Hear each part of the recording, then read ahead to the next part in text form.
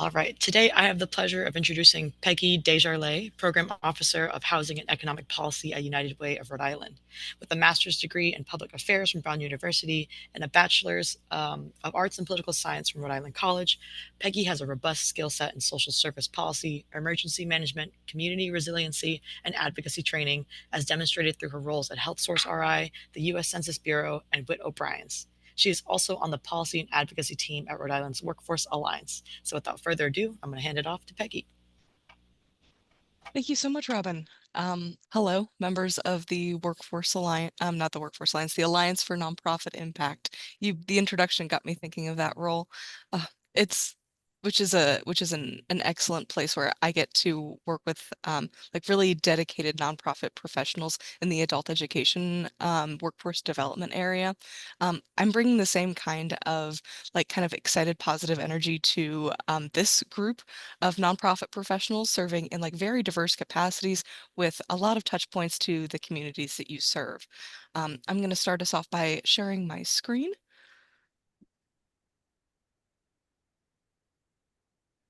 All right. Can I get one person to confirm that you can see a slide that says Advocacy 101 with a pair of hands? I see one thumb. That's good for me. All right. Welcome, members of the Alliance for Nonprofit Impact, to this Advocacy 101 training. The public affairs team here at United Way of Rhode Island has been developing a curriculum for introductory level advocacy training that tries to respect the work that you do for all Rhode Islanders.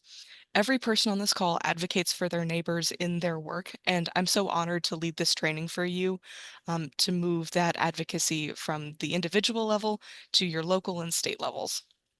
A quick table setting in addition to the one that Robin provided a little earlier. I'm going to use PowerPoint to guide this training. I'm going to pause for questions before advancing the slide. When you have a question, please use Zoom to raise your hand. We'll call on you.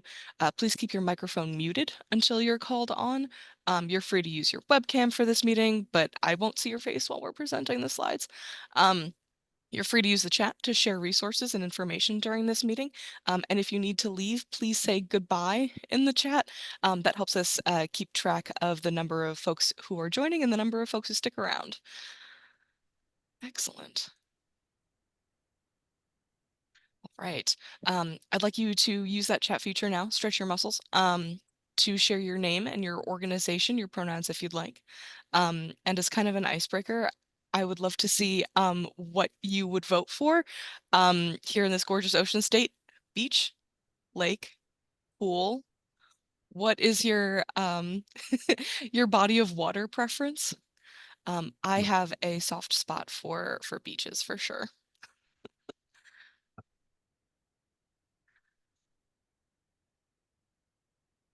My favorite beach though has got to be the Narragansett beach. That's excellent. Although recently those waves have been slapping, absolutely driving me right into the ground.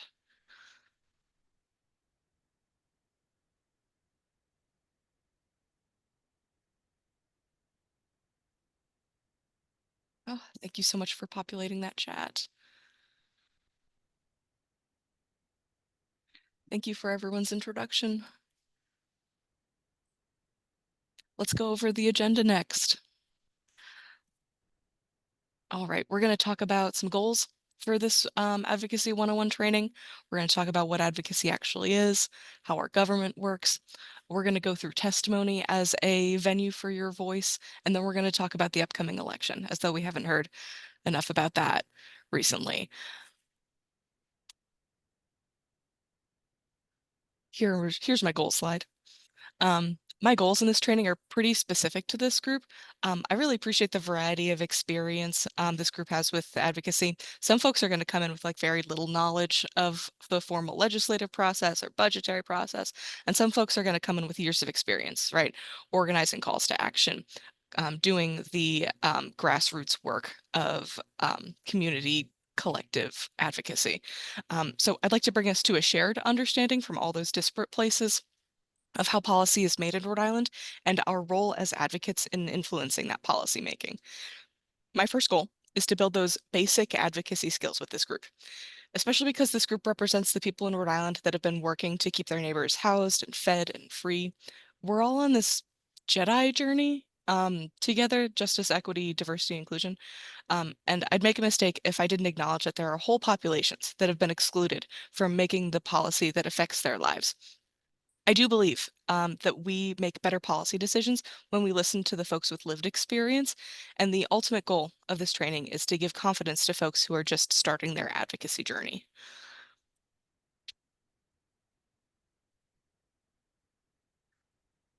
What on earth is advocacy? Um, my favorite way to explain what advocacy is to refer to a really successful like public um, advocacy campaign.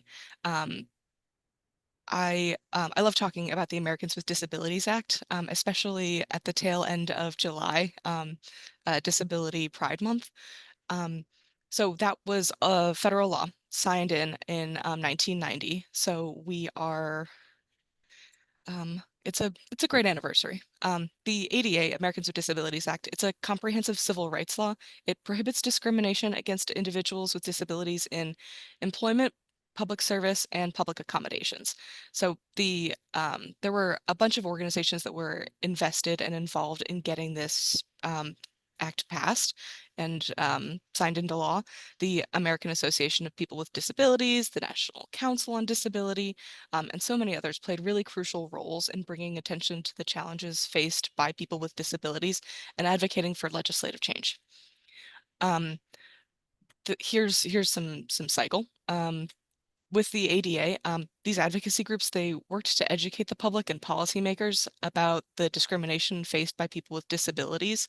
That raising awareness came in community meetings, in folks like caretakers and folks with disabilities speaking up, um, uh, public presentations, taking over town halls, coalition building. These advocacy organizations formed coalitions to amplify their voices. Those ones I mentioned earlier, the American Association of People with Disabilities, the National Council on Disability, they were joined by the American Civil Liberties Union, very much aligned in terms of like establishing rights. Um, Easter Seals, you may be familiar with them. They were part of it too. Disability Rights and Education and Defense Fund, the National Association for the Deaf, Paralyzed Veterans of America. Each of these organizations have their specific policy goals. They brought those goals together and found common ground and built that coalition. Um, Next is lobbying. There's some restriction on where nonprofits can lobby. You cannot lobby for a specific candidate, but absolutely you can support a specific piece of legislation. These advocates engaged in direct lobbying efforts to communicate with lawmakers. They shared personal stories, they shared data and research, and they really underscored the importance of enacting the ADA in each of these like one-on-one meetings in public testimony everywhere. They met with key legislators like Massachusetts Senator Ted Kennedy and Senator Bob Dole. They were especially vocal in the Senate Subcommittee on the Handicapped and the House Subcommittee on Select Education. Media campaigns. This is the loud and proud part of advocacy. This is where you get your newspapers, your traditional media, right? Newspapers, television, radio. Now we get to add like social media, streaming, and our networks to the mix. Um, the uh, the bright spot in the media campaign was the Capitol crawl. In the late 80s, it was um, so cool. They used a media channel to raise public awareness around a single event that they planned, right? Activists with disabilities left their mobility aids behind and they crawled up the steps of the United States Capitol building in Washington, D.C. as a symbolic protest, like huge. If you remember nothing else about like the public efforts around the ADA, that was such a lightning bolt.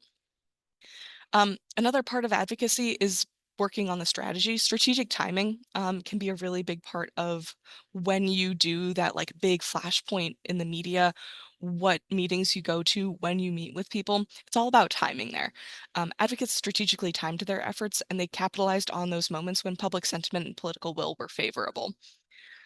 Advocacy isn't just one action. It's all of these things and more. And it's really a commitment to a cause that depends on building awareness and alliances, and following through. Huge. To be present in the media and in the government. I'm going to talk a little bit about the state of Rhode Island, the structure that you can advocate within here in Rhode Island. Many of these are similar or identical to other states. So wherever you do your advocacy work, you can look for specific names of subcommittees, specific members of individuals, using your Secretary of State website or using your government website for sure. For those particulars, this is for the state of Rhode Island. The state of Rhode Island has three big bodies. You may be familiar with them. The executive, the legislative, and the judicial branches together make up the functioning of the state. As a quick review, the executive branch is comprised of the governor and the state departments. This is the administrative state, right? So the governor signs bills into law, proposes the budget, the administration of the state. Look at that alphabet soup. There's a number of organizations, and each member, each employee of those administrative bodies is tasked with policymaking in your day-to-day life. Really, how well you answer an email. It comes down to that level of functioning. Influences just how well the state works together. The legislative branch has, I think, one of the most open has one of the most open venues to the public's voice. The legislative branch is comprised of the Senate and the House of Representatives. We have a bicameral legislature here in the state of Rhode Island. The legislature creates laws, develops the budget, and represents the population. You can find your specific legislative representatives on the Secretary of State website, and it's great to get to know them. Rhode Island is so small that it's likely you already know them. And gosh, and that you know the folks that don't represent you, just because those neighbors are, those districts, those neighbors are so close by. The judicial branch of the state of Rhode Island is comprised of Supreme Courts and lower courts. These courts interpret laws. So what policy is developed through the legislative process, executed by the executive, and gets interpreted by the judicial branch in the courts. There's a number of different courts in Rhode Island. We've got a great, a really robust and pretty diverse set of courts to deal with different elements of the law, so that those judges can get, the judges and lawyers can get very focused on their specific area of intent. This slide had so much information on it. I'm gonna pause and take a peek at the chat.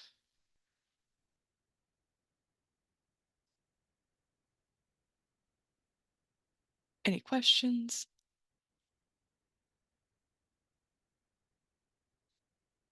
Love that. All right. We're going to move on to the middle one here, the legislative branch, for a little bit more detail. I mentioned that this is the spot that's, this is the branch that is most open to public voice, and that is accomplished at one specific part of the legislative process. Actually, that's not true. It's accomplished at a few different parts of the legislative process. First, how a bill becomes a law. First, you've got to draft a bill. This is a piece of legislation. You've got to make sure that it fits in with the rest of the legislation in by choosing a section of the existing law or building a new part of the law in which to write, in which to draft. The drafting happens by legislators with consulting from their communities, usually, hopefully. Legislators often reach out to folks that have specific expertise in an area. They are influenced by things happening in the news, things happening in their community, and they bring all of that along with their own political aims to the table in a form of a piece of legislation. Once that bill is drafted, it's submitted and to either the House or Senate, depending on whether you're working in the House of Representatives or the Senate. It's introduced in that um, uh, in that House and is assigned to a committee. The committees are groups of um, groups of representatives who meet regularly to discuss pieces of legislation in their specific subject area. As an example, education committees, affordable housing committees, veterans affairs committees. You'd hope that the legislators that are present in these committees have some sort of experience of their own, some sort of expertise even. So, for instance, in the Senate Education Committee, you might have some elected representatives who were teachers, who were um, parents of students, who are students themselves, professors at a university, folks involved in workforce development, principals, um, that kind of thing. Besides the folks with expertise, there's also folks in committees with vested interests, people who are vocally, like expressly dedicated to child well-being, to the economic functioning of the state. Those opinions also matter a great deal. It's not just a like let's see if the teachers like it. It's let's see if we can come to a consensus for the betterment of the state. After a bill is submitted to a committee scheduled for hearing or referred to a committee, it's scheduled for hearing, sometimes hearing and consideration, which means that they're going to read it and then they're going to vote on it. But more often than not, the bills that are introduced in the Rhode Island State Legislature are scheduled for hearing and it takes a couple weeks after they are submitted for hearing for them to come to a vote. Weeks, if not months. It takes a long time for legislators in these committees to understand the impacts, intended consequences, unintended consequences of submitted pieces of legislation. There's plenty of stuff to look at down the line for even what you'd imagine is a pretty like one consequence kind of a bill. It's important that we've got like a lot of people paying a lot of attention to it, and that takes time. Once the bill is considered, the committee decides to vote on it. That's consideration. The committee can either recommend passage or recommend that the bill is held for further study. Further study means that they need to do further study on it, and sometimes that's where a bill dies. That's they needed to know so much more about it, and there's a bunch of stuff they still didn't know at the end of that consideration, and that's the end of the bill's life. Better luck next year. But sometimes bills are recommended for passage. In that case, they're placed on the House or the Senate's calendar for floor action. That floor action should be uh, once the floor has voted on it, the bill and it's passed, the bill gets sent to the opposite House. So if it makes its way through, say, Senate Education, passed Senate Education, submitted to the Senate, passed the Senate, then it goes to the House. Sometimes bills are introduced in tandem, so there'll be companion bills in the House and Senate as a fantastic example of collaboration for legislators. Other times, it has to go through one house before it moves to the other. If the bills are, in fact, the bills that the House passes and the Senate passes are different, those differences can be reconciled in a committee conference. So folks from the Senate Education and House Education Committee in this case are called in and asked to combine and to reconcile the differences in the bills that they passed. Once all that's ready, the legislature is ready to pass this bill. It gets sent to the governor. The governor can veto the bill. Um, the governor that we have presently has not chosen to use that veto power yet, but it's still early in his tenure. If he vetoes the bill, that veto can be overturned by a vote, but you need 2/3 in the state of Rhode Island to overturn that veto. Um, Once the bill is sent to the governor and the governor signs it, the bill becomes law. Bills can also become law without the signature of the governor if he lets it expire, which is kind of a um, it's a little rude, but that bill is still law. Another very robust slide. I'll pause for questions. Excellent. The couple spots where there's opportunity for your voice happen at the bill drafting phase. So while the bill is being written by the legislator or the group of legislators, um, you can influence policy at that very initial level by being a trusted expert that your legislator can rely on. Um, and nonprofits often occupy that space in a really unique way because of their restriction on partisanship. So when you bring your best information, your your best perspective to that initial formulation because of a relationship that you have with that legislator, then they have some trust in you to give them what works and what doesn't for the bill that they're writing. Um, I would love to receive a call asking for my expertise in emergency management, for instance. Um, I worked in emergency management for a few years. I think functionally a lot of us worked in emergency management through the pandemic. I was able to be part of the Rent Relief Rhode Island program that kept so many renters in their homes. So when a senator is bringing a bill around tenants' rights that keep those tenants in their homes, allow them to organize, to present information that would allow them to keep their homes in the event of like a fight with a landlord or like a different bill of sale for the unit. Um, those are rooms that I want to be in. And the way that I make sure that I'm in those rooms is by continuing to have like strong relationships and like showing up for those legislators, seeing what they believe in and being where they are. Another spot that really invites the public's voice in is committee meetings. When bills are scheduled for hearing, it happens every week for like 6 months, January to June. Um, there is a committee calendar that comes out on a Friday for the following week.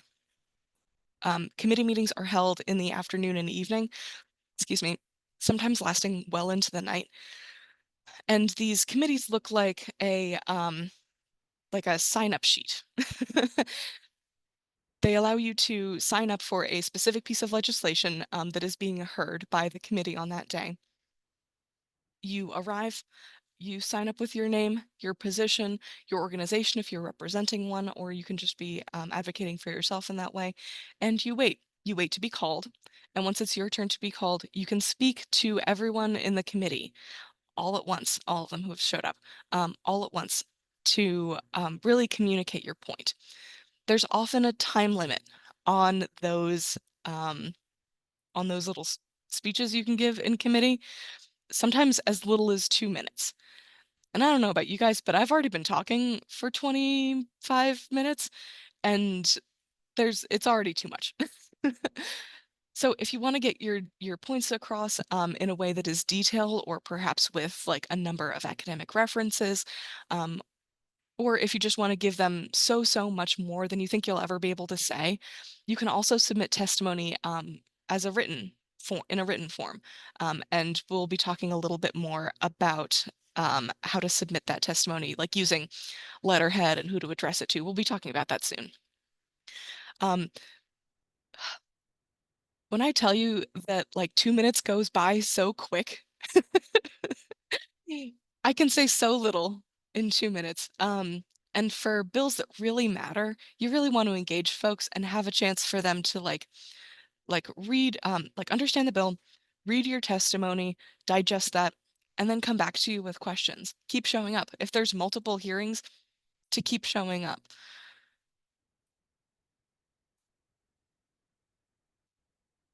All right. We're going to go back a little bit. Um, and I'm going to talk a little bit about the submission of testimony. Beautiful. I had to make sure that I like for sure wasn't showing my screen. I don't need you guys to see my Teams messages. Um,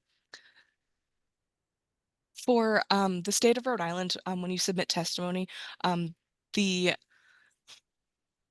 the ideal testimony submission occurs on a letterhead. It occurs digitally, and it occurs with the full backing of your organization behind you. It is signed. It's very neat. Please do not submit testimony like on the back of a napkin. Um, it's not the kind of that's the delivery mode that is least convincing. Um, I submitted I just did my goals, so I know this number. I submitted 29 unique pieces of testimony in the legislative session of 2024, and each of those occurred on United Way's letterhead. Each of those occurred, thank you so much. Each of those occurred addressed to a specific committee member. So not just to the Education Committee, to the Justice Committee, but specifically to the legislator that chairs that committee. The letter opens by thanking the chair, thanking the committee, being appreciative of their efforts, and then goes into very directly the points that I get to make about that piece of legislation. Often, I refer to my perspective at United Way as a convener of nonprofits. A lot of smaller nonprofits do not have either a full-time advocate or really like even somebody who can stop what they're doing long enough to talk about what they're doing.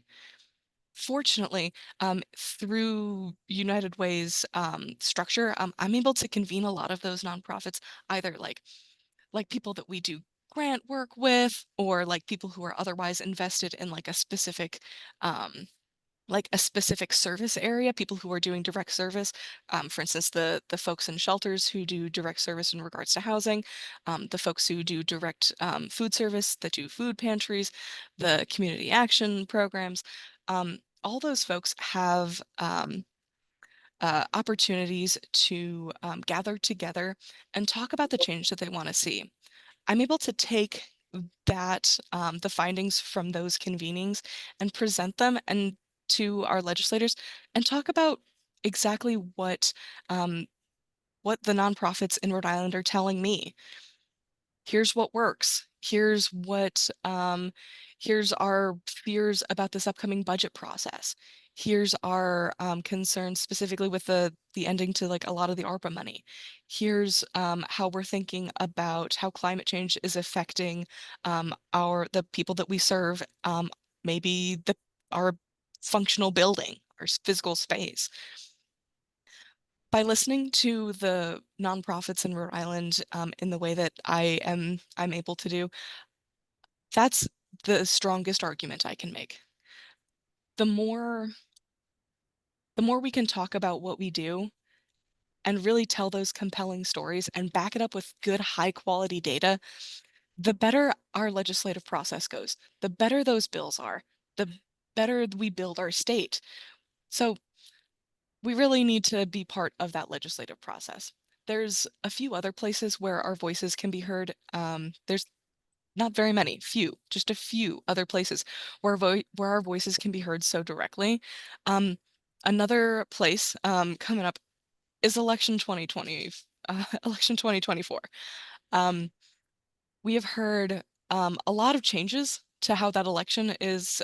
We've seen a lot of changes in the last couple of years to how elections look, how people receive information, and how people use that information to make decisions. So it's super important that first off, we do not as nonprofits, we do not campaign for a specific candidate. 501c3 prevents us from doing that kind of like political action. However, getting out the vote in the populations that you serve directly is imperative to getting to the democratic process, to getting the person into office who truly represents the most of the population. The populations that you serve are varied, right? There's folks that are um, like really high voter turnout in like big groups of like retired folks vote in really high numbers. Um, uh, People like me with white women with high levels of education vote really frequently. But that's not everybody that is in Rhode Island. That's not everyone. So what United Way is doing to try and get out the vote is to reach beyond the high turnout voters into the communities that you guys are serving to give to empower those communities to vote through education, through engagement, through registration drives. So if you'll bear with me for just one second, I have another set of slides about it.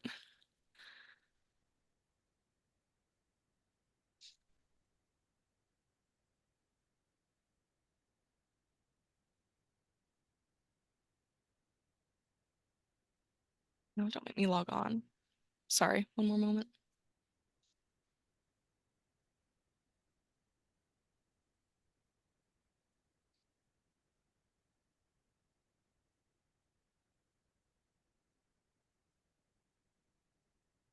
Nope, I guess not. That's okay.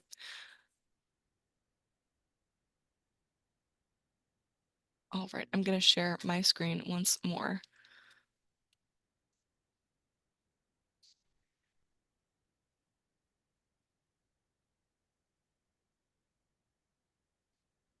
Very good.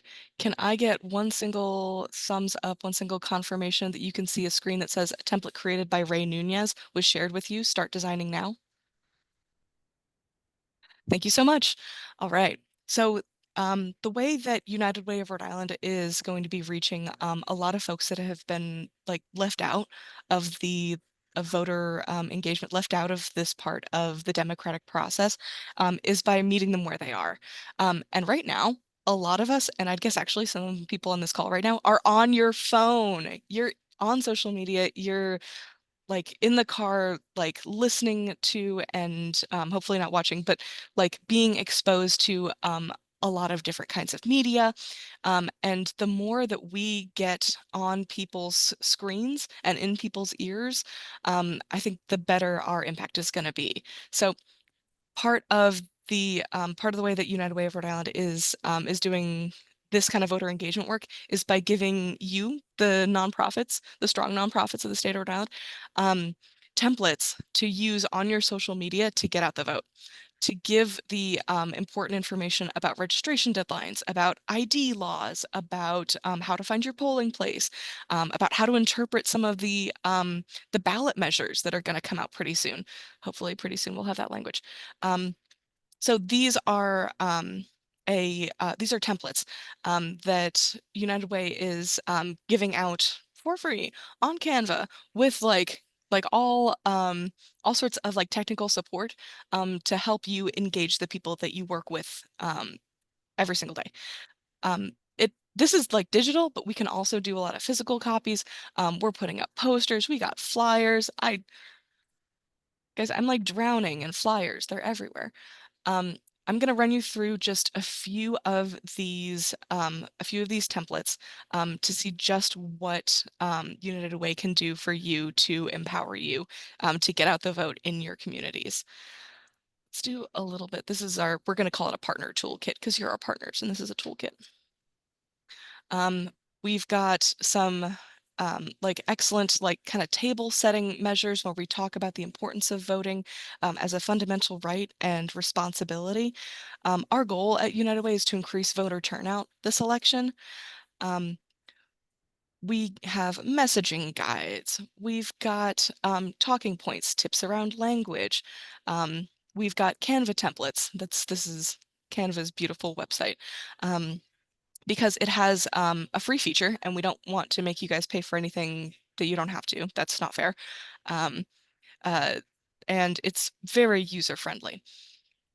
We've got some templates for graphics for social media in various forms. We've got your flyers here, solid with QR codes that lead to a website that I'll show you guys in just a second. Um, we've got like big banner templates, um, some sample captions, some resources like voter registration forms, information on how to become a poll worker. We'll have sample ballots coming out pretty soon. We have a website that has like frequently asked questions. We've got some answers to community questions. Um, we emphasize, we emphasize dates in this election. It's very timely information. And when you're ready to do this kind of like graphics work and like make it your own for your own social media, for your own like flyer distribution for your own event, we've got like all of the like digital components. You don't have to make it from scratch. Logos, fonts, textured patterns. These are called noisy gradients. I just learned. I'm not a graphic designer, but I think they're beautiful. We have so many stock photos, and all of the research that keeps this work grounded in reality. I want to share with you guys our website that we're building a lot of this into. It's got links to the Secretary of State's website right now, and soon these resources will be populated even further. Um, Access to support for getting your ID. For nonprofits that work in communities of color, communities of folks who are formerly justice involved, folks with a variety of citizenship statuses, folks with like non-English speaking or like multi-language learning, those folks have challenges with getting and maintaining physical forms of ID. We can help. We can it's sometimes it costs a little bit of money. We can do like little vouchers for folks who are who use mobility aids, folks in nursing homes, folks with like folks with disabilities. Sometimes it's hard to physically get to a polling place. We do vouchers for rideshare and RIPTA. For folks who are just curious about like their polling place, they can't really use the internet, or they're like interested in talking to a physical person about what it's like to visit a polling place and to vote. The Secretary of State has activated United Way's 211. That's our that's our human service call center. They do calls, text, and chats, so calling it a call center isn't complete. But the call center specifically offers a great deal of accessibility around voter education and empowerment, honestly. Um, the folks that are on the phone lines are there 24/7, 365 in nearly 100 languages. They're able to answer the very specific questions that a lot of Rhode Islanders have around voting, and they're a trusted source for that kind of information. And it's just three numbers to remember, right? 211. The partnership that we've got with the Secretary of State is also kind of a really privileged one, I'll admit, because it means that we have access to see like where their efforts are leading so that we can fill in the gaps. And meetings like this, where we learn about like how to work in government, how to engage in advocacy, this is the gaps, guys. Like this is exactly where we need to work the hardest to engage Rhode Islanders in the civic process for sure. What I'm gonna do is I'm gonna drop this toolkit into the chat. And then I'm gonna drop our United We Vote RI into the chat. And if you're interested in doing the kind of voter education and engagement that brings where you already have an event, you already have like a group of people, and you just need somebody to show up and do like a half hour talk or like a 3-hour tabling to get people to register to vote. That's me. You've been waiting for me. So please give me an email, give me a call. I will drop that contact information in the chat so soon. And I'll be able to, if it's not me at that table, I'll be able to find somebody to come to that table that can speak Spanish, that can speak Mirror, that can speak to the specific interests of the people that you serve. Your vote is your voice, and your voice matters. The way that you show up with your voice, whether in those pre-meetings with legislators, in those testimony spaces, at the polling place, on your ballot, that changes how our government is built. And I would hate for the decisions that the government makes to be made without anybody on this call. You guys are the ones that are doing really good work. And I'd love to see it out loud, for sure.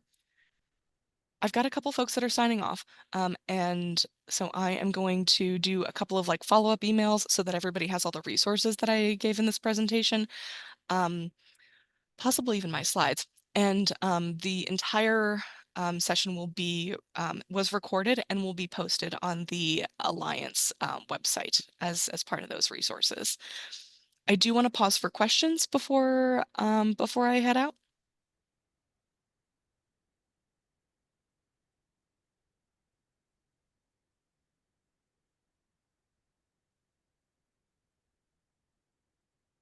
Excellent. I'd like to thank you all for joining me. It was a privilege and an honor to speak with you today.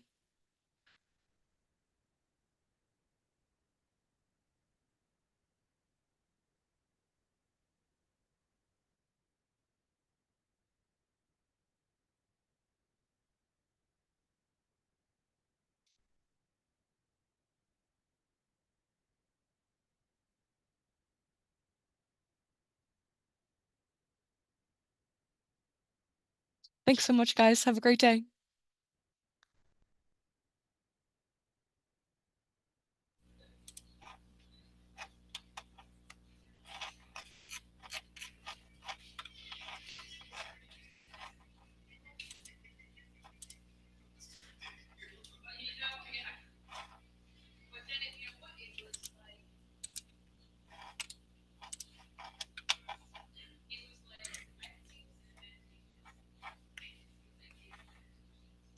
Does anyone left on the call have some questions for me?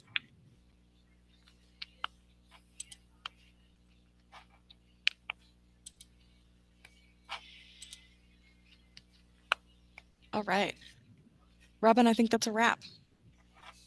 All right. Thank you, everyone. And we'll be in touch. Have a great day, guys. Bye-bye.